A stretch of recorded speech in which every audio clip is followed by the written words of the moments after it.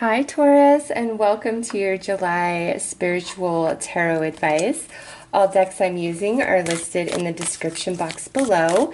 This reading will bring information to you from your spirit guides for the month of July, as well as looking at things happening in your life from a more spiritual perspective and understanding. So, Taurus, let's see what energy and guidance your spirit guides are bringing to you in the month of July. Well, there we go. Okay, so we have Dark Night of the Soul here. With this energy, this could be where we are just coming out of this period, or we are currently in this period, or we are just entering this period. Dark Night of the Soul is literally when the universe, your guides, the Great Spirit, however you want to view it, has heard the call of your inner being, of your spirit, saying, it is time. I'm ready to awaken. I'm ready to have a complete paradigm shift of my reality and my experience. I'm ready to awaken to my divine purpose for being here, because, you know, there are some souls that have incarnated mainly for spiritual service to humanity this lifetime, and many of them have been asleep for many years of their life because they were in training. They had to experience everything as an unawakened soul would in order to be able to relate and offer anything to an unawakened soul once they awaken. Okay, so being an unawakened soul and going through an entire lifetime like that, there's nothing wrong with that. Okay, we are all here for different reasons and different purposes for different experiences. So if somebody is not spiritually awakened their whole life, that's just fine. You know, leave them alone. Let them live their life. Let them live out their life journey. But some people are here for this, okay? And Taurus, this coming out in your reading, this is the energy that your spirit guides really want to talk to you about.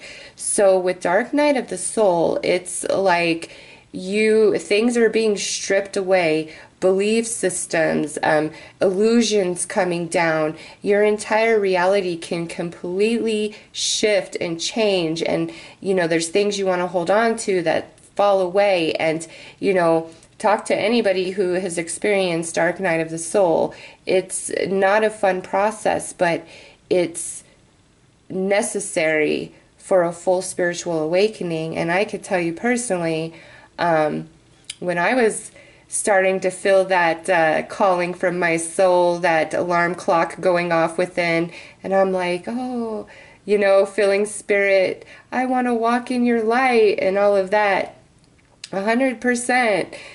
I had no idea what I was signing up for. And man, that was some rough stuff. But I will tell you this, I am so grateful for that. For, like, I literally lost everything except for my daughters. Like, everything. Everything you can imagine going wrong in somebody's life happened to me. And I'm like, how is this even happening when now I'm like being such a much better person? I'm in gratitude. I'm striving to live my life in the light and be kind, be considerate, be like all these things, you know, that you're supposed to do. And like my life is now like falling apart in shambles. I'm like, what is going on? Well, what I ultimately was reaching for within to become was not a match to anything going on in my life. Doesn't mean I was a horrible person or anything, but the person I was dating, the lifestyle I was living, the job that I had, the friends that I had, the patterns of my behavior, just everything about me had to change so I could become what I am today. And who I was back then could never ever sit here and do tarot ever. Even though I've always been very intuitive and work with the tarot, yeah, there's just no way, because of where my consciousness was at and how little it was and how much it had to expand in order for me to really be able to offer anything to anybody. And so with Dark Night of the Soul, this can be really intense for some, and for others not so much. It really depends on what you need to shed, what belief systems really need to be let go of, what patterns of behavior need to shift. Like, it's just a whole culmination of things. And if you are experiencing this energy, it is for the benefit of you, because you are going somewhere pretty spectacular. Like, think of it like this. Let's just say, you know, you were somebody who at one point in time was 125 pounds, okay? And over a course of years, you get up to 350 pounds, and now you're starting to have health issues, okay? And, you know, your doctor's recommending to put you on different medications, is telling you got to diet, you got to exercise, you got to change this, you got to stop smoking, you got to stop drinking, like all of it. If you have that true desire within to be healthy, not skinny, not sexy, not any of that, but to be healthy, to honor your body, your vessel for your soul that moves you through this life experience, then you're going to do what it takes to get back down to 125 pounds, right? So you will have to change what you're eating. You will have to change your exercise habits, how active you are, the people you hang around, right? Because birds of a feather flock together. Like, you would literally have to revamp your entire lifestyle to get back to that 125 pounds, because your entire lifestyle and way of being obviously changed over time, and that's how those 350 pounds got on you, right? So you have to completely revamp your lifestyle, your behavior, your patterns, all of it, to get back to that 125 pounds where you felt healthy and fit and you were honoring and respecting your body, right? So imagine getting from 350 back down to 125 is going to be very challenging. It's going to be painful. It's going to be hard. It's going to be misery at first, right? As we're making all these changes. But if you stick with it and you move through it and you push through that pain and that challenge, eventually it's going to feel good when you're working out, right? You're going to want that endorphin high after the workout. You're going to crave it. It's going to be your energy release. And your choice in foods is just naturally going to change, because what your body needs is going to be so strong, and you're going to want healthier foods. Doesn't mean you're going to give up everything, right? But you're just going to start naturally adapting to a healthier lifestyle, to where it doesn't feel like a chore anymore. It feels like a personal choice, and you're happy about it. Okay, but it takes a lot of work to get there. And then once you're there, it's just who you are now. And that's pretty much what Dark Night of the Soul is, you know, this could be your life entirely, or this could be just one area of your life where we're having this huge overhaul, and there's much that needs to change and be stripped away for the benefit and betterment of you. So let's take a look and see which area of your life this is the strongest.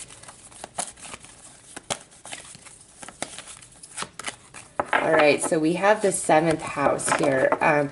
This is card 16, so that would be a 7, very synchronistic. So Taurus, with this, this is the area of your life is about long-term significant partners, romantic, business, and family. With the 7th house coming out, this Dark Night of the Soul is where you are getting very real with yourself, and the universe is projecting it so strongly. The people in your life that honor you and love you, and those who don't. And you're making the connection of your own self-esteem, self-worth, self-value, all of that to the way others are treating you, okay? And if everybody's like just very disrespectful, they use you, you know, you don't feel valued, that has more to do with the subconscious beliefs you hold about yourself than it does about the people who are treating you that way, okay? Basically, your energy is saying, hey, treat me this way because of your subconscious programming. And the people who treat you that way tells you, Taurus, that's where they vibrate. That's their character. They are going to take advantage of that energy. And the people who do not treat you that way, who love you and honor you and respect you, that tells you where they truly vibrate, which is in a much higher place. And it's not about what they can get from you or take from you. They genuinely love you, and they're going to see you in that light, and they're going to hold that space for you. Okay? So for many of you, this is what this is about. You're having a come to Jesus about all the very important, significant relationships in your life. In July, it's very highlighted. In July is the 7th month, and we have 7 in the 7th house. Wow, Taurus, incredibly synchronistic for you guys. Wow. Let's just pull a card here and see how your spirit guides see you in this process, their perception of you.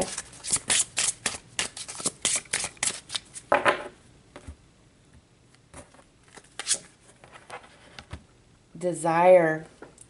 So, Taurus. Oh, and look at here. I love it. I love it because, look.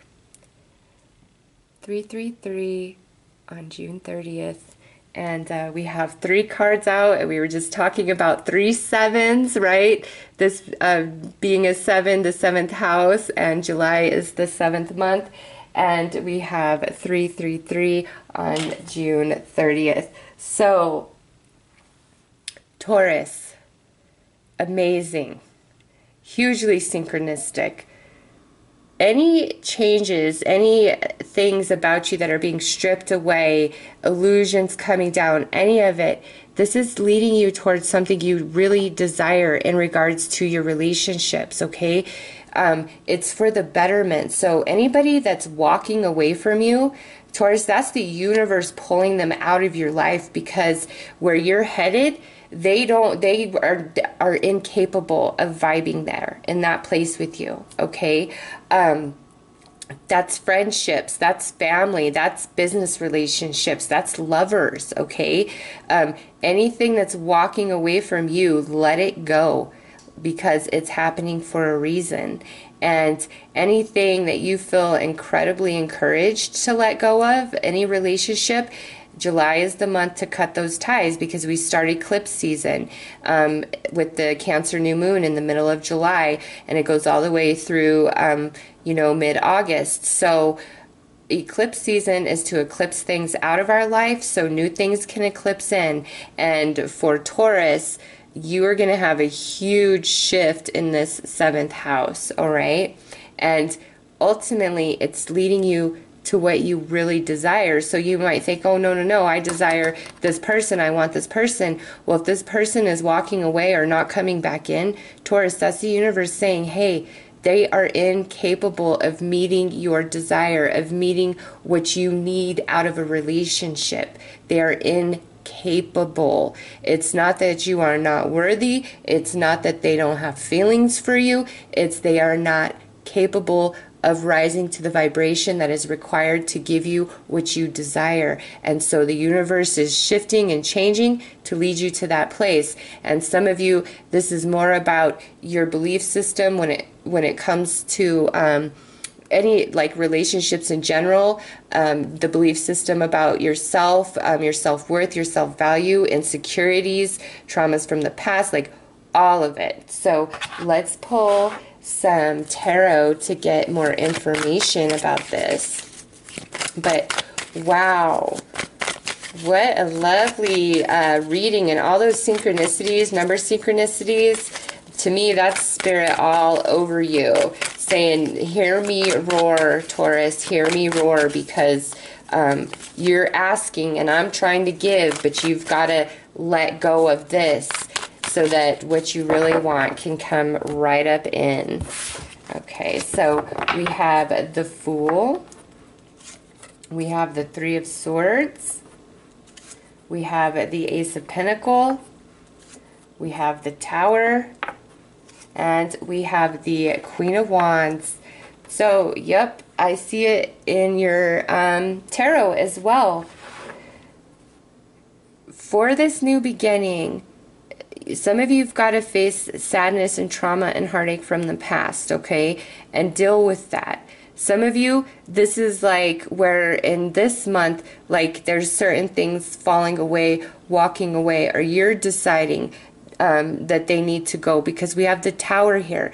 And, you know, this Queen of Wands in this position, here's the Sphinx. Things are complicated. You might not be in a full understanding of why everything is playing out the way that it is, but this here is a one of the most positive cards in this particular tarot deck. This is like a cosmic yes. This is things are going to work out. New opportunities are coming your way, which you truly desire in regards to relationships, the kind of intimacy, the kind of connection, the kind of loyalty, the kind of respect that you're really desiring, Taurus. That is what all of these changes are happening for, okay? And some of you, you don't have to let these changes happen, okay? This is just a general reading, and you can hang on to everything and fight for it if that's what you so choose, but it will only bring you pain, and it's inevitable. You have your life journey, and you can also, because look, see how she's holding the orb in her hand, and then look here, the pinnacle is like an orb just right above his hand, and then here's the all-seeing eye. There's things that you must change and let go of, certain people, certain beliefs, certain ideas, certain relationships, because they're not in your highest good. They bring you more pain than they bring you happiness. And though being without some of these relationships may make you feel empty and scared, you will truly be better off. And, you know, it's because you are being led to what you truly desire, Taurus, like in regards to relationships. So let's pull an overall advice card for you guys.